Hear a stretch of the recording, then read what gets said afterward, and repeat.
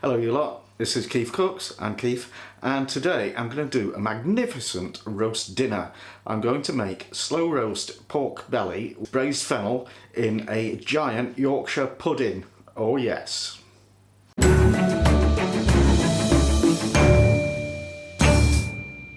Some parish notices before we start. A big shout out to my new Patreon superfan, Carl Hanks. Hey man, thank you. Appreciate it. And also a shout out to Leo and Taryn because they wanted one. Yeah. If you enjoy this video, give it a like, share, subscribe, make a donation, become a patron, etc. And without further ado, let's do it. Okay, for roasting the pork belly, I've got a chunk of pork belly, obviously. That's about 750 grams. I've got a medium onion, some celery, a carrot, and almost a pint of cider.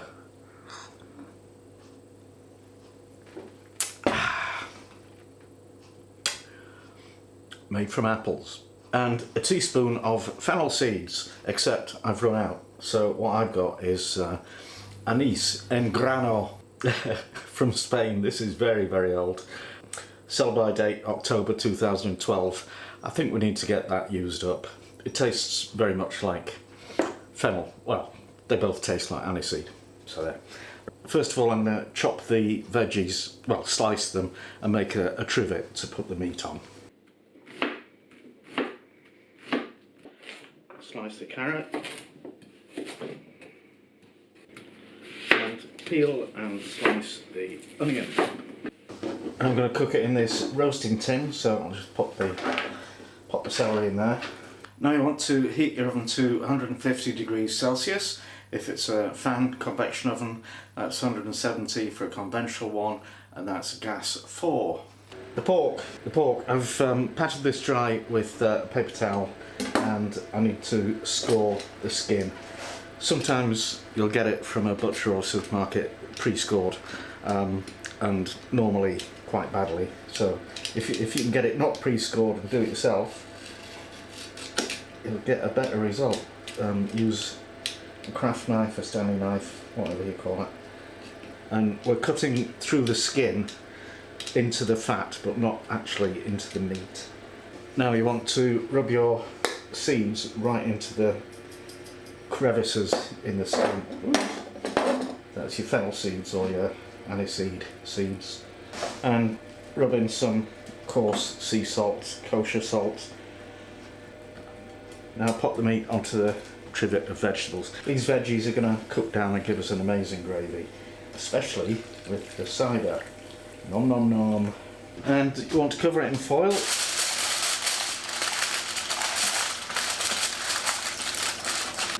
And stick it in the oven for about 3 hours, and then we'll mess about with it after that.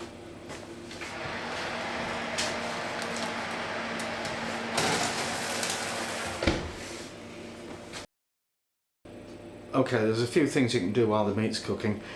The most important one is make the batter for the Yorkshire pudding, because that does need to rest for about an hour after you've made it. So for that I've got a cup full of plain all-purpose flour. That's 125 grams. Got a half teaspoon of salt. Mix those together. Then I've got half a cup of cold water and half a cup of milk. So I'll just pour some of that into the flour. Now we want to mix the eggs in one at a time. Make sure each one is fully incorporated before you add the next. And don't skimp on the eggs, because this is what's going to make your Yorkshires rise in a most spectacular manner. You want to try and get it as smooth as you can, and then we'll just let that rest until we're ready for it. And we can also prep the veggies, so I'm going to do roast potatoes. I've peeled them, except for this bit. And they just need to be cut into sort of big bite-sized chunks. Now I've got a pan of water, and we'll put our potatoes in. And when it's boiling, put a lid on, turn it down and let it simmer for about 10 minutes until they're tender. Alright, the other veggies, I've got some carrots, some parsnips and a bulb of fennel. Don't need to do anything to that just yet, but I'm going to parboil these just for about 5 minutes.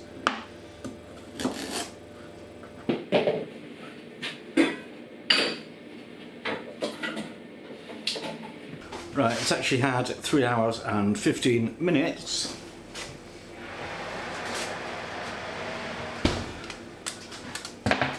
So we'll have a quick peep. Woo! Okay. Right, now I'm going to whack the oven temperature up to 180 Celsius, fan convection, 200 normal, gas whatever, and put this back in for another 15 minutes.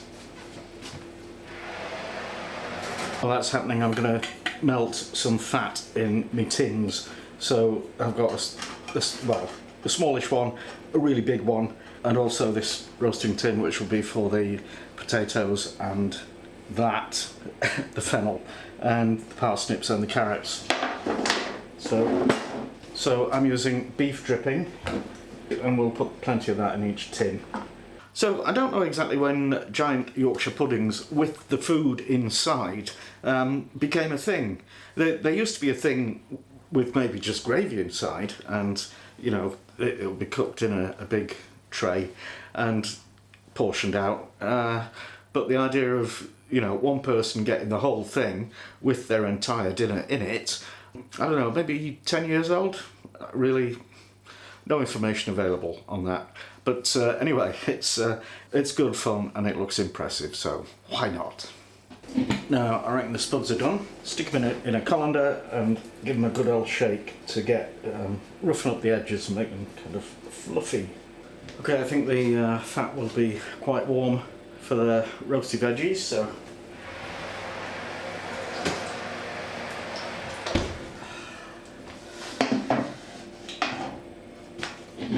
let's get the spuds in first.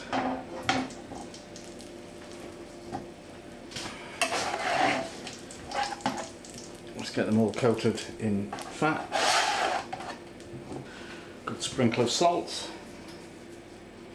And oops, in they go. I've got a warm plate.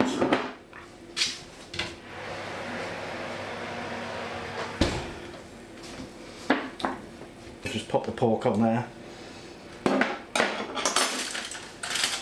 cover it with the foil, and that can rest until everything else is ready. Right, we've got quite a lot more vegetation here than we need, so I'm not going to do all of the fennel. I think that would make a really nice soup later in the week, and we can use the frond of fluff. I don't know what to do with that. So I'll just cut this into bits. So I just put the things in, get them coated in the hot fat.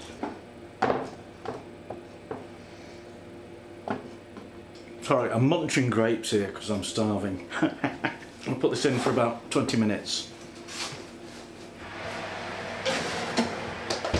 And also the Yorkshire pudding tins. Get that fat melted and hot. Okay, now I'm going to start making the fabulous gravy, which according to Mrs. KeefCooks is the best part about this dish, apart from the crackling, because yeah, it was pretty fab. The cider based stuff from the pan, and also some chicken stock, and you know, a roux to thicken it, the usual thing. But you want to squish all these down as much as you can, get all the tasty goodness out of them, and strain it through a fine sieve. And you want to squish the veggies some more with the back of a spoon. Really try and get all the goodness out of this. Don't forget, it will stick to the underside of a sieve, so make sure you get that as well. So that's my juice from the pan, and this is chicken stock made from a magic cube. And now I need to make a roux on the stove. I've done that a million times, so I'm really not going to show you in this video. Sorry. Right, I'm just going to chuck some batter in each of these. I've got them on this tray because it should make it easier to handle. In we go, 20-25 minutes.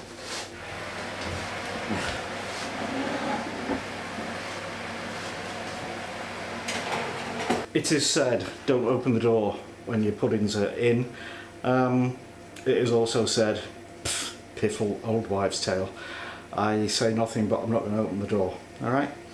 Okay, this is where the magic happens. I'm going to use this extremely powerful heat gun. You could use a blowtorch, or you could stick it under your grill, your broiler, whatever. You want to apply extreme heat to the skin to make it crackle.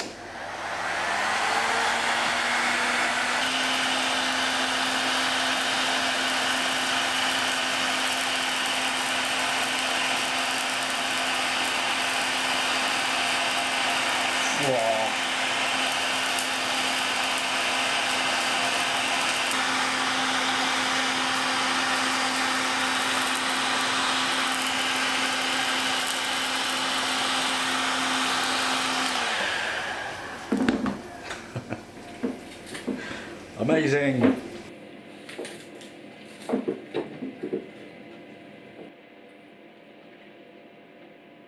Right, time's up. Shall we have a look at this pudding? Oh yeah. Okay, not actually that perfect because it should be like a dish. But I think the other one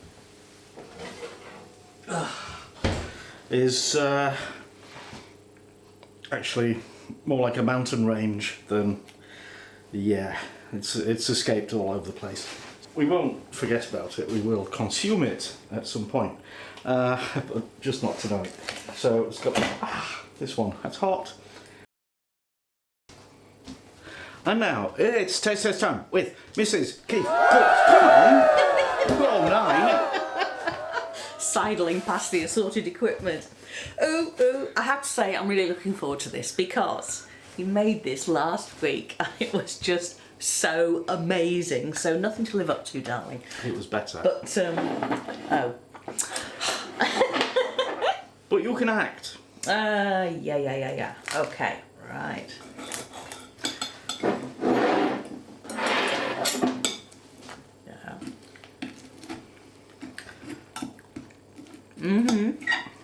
The sauce is right. Oh, good. Yeah.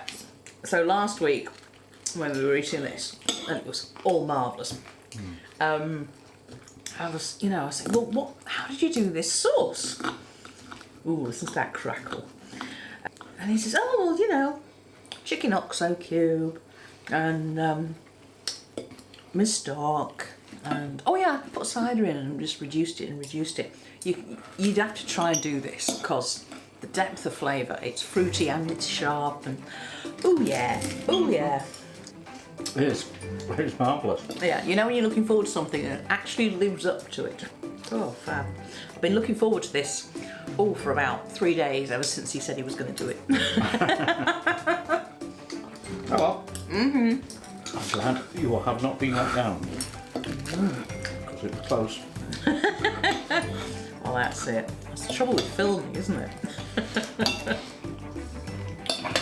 Okay, you don't want to watch us sitting eating our dinner all night, do you? Yes, we do. Well, I'm sorry. You're so sincere. I know.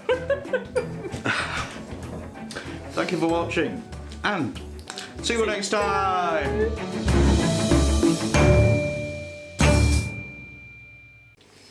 Oh, yeah.